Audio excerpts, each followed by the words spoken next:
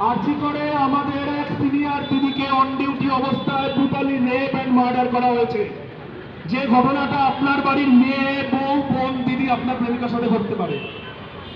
আজকে ডাক্তাররা এই রাস্তাটা ব্লক করে রেখেছে, আপনাদের অসুবিধা হচ্ছে।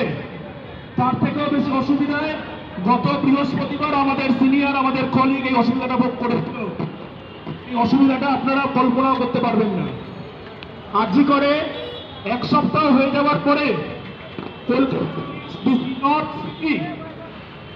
একটা কারোর কাল্পিক, দুজন কাল্পিক বলতে পারেনি।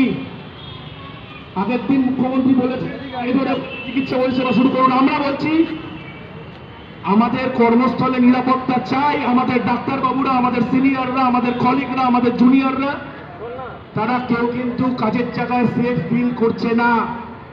আমরা যদি নিরাপদ ফিল না করি, আমরা আপনাদের পরিষেবা দিতে পারবো না। এটা ডাক্তার